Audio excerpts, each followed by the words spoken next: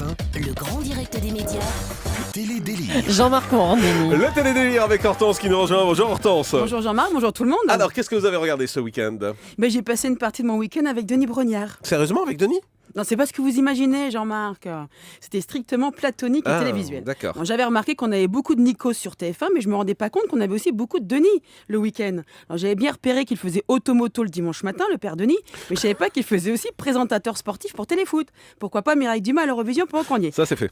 Ah bon, mince. Alors d'ailleurs, en parlant de présentatrice sportive, j'ai entendu à On n'est pas couché qu'Audrey Pulvar pourrait débarquer. On pourrait la mettre sur Une famille en or, surtout qu'en ce moment, De Chavannes est indisponible. Oui, il a eu un accident de moto à Bali, on en a parlé. Et oui. vous remarquerez, Jean-Marc, que les deux roues et les présentateurs télé ne font pas bon ménage en ce moment. Alors samedi, quand j'ai regardé le match Portugal-Allemagne, j'ai eu un choc à la fin de la rencontre quand j'ai vu Denis Brognard, le même Denis qu'à Koh-Lanta. Je me suis dit, mais qu'est-ce qu'il fait là? Koh-Lanta en Pologne?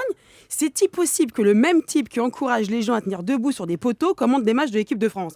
Déjà, nos footeux français n'ont rien à envier aux candidats de télé-réalité. Ah bon? Au niveau intellectuel comme au niveau des secrets. Laurent, vous pouvez nous donner la composition de l'équipe des Bleus pour lundi? Non. C'est un secret. Ah ok.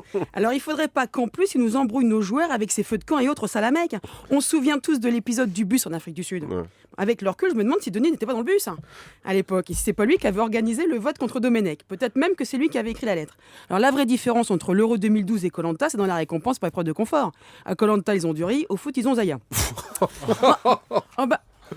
Mais tout ça n'est pas très sérieux, Jean-Marc. Et du sérieux et de la concentration, il en faut. Quand on écoute Ribéry ou même Laurent Blanc s'exprimer à la télé, c'est dur. On voit bien que pour être champion de foot, il n'y a pas besoin de passer par la case CM2. Bon, arrêtez avec les joueurs de foot. Qu'est-ce que vous avez regardé dimanche? Eh bien, le dimanche, j'ai fait d'abord mon devoir civique. Je suis allé voter pour député académie. Alors, plus de 6000 candidats pour un peu plus de 500 places. C'est chaud. Alors après, j'ai suivi les résultats sur France 2.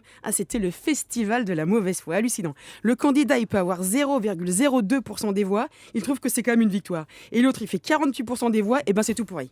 Alors ensuite, je suis passée sur la 6, zone interdite. Il y avait un reportage sur des petits boulots qu'on croyait disparus et qui reviennent à la mode, dénonciateurs, délateurs, corbeaux et autres collabos. Alors par contre, sans rire, j'aimerais saluer quand même la 2e place de Romain Grosjean au Grand Prix du Canada. C'est qu'un Français sur un podium, c'est pas si souvent. Et aujourd'hui? En fin d'après-midi, Denis et moi, on va croiser les doigts en regardant le match France-Angleterre sur TF1. Merci beaucoup Hortense.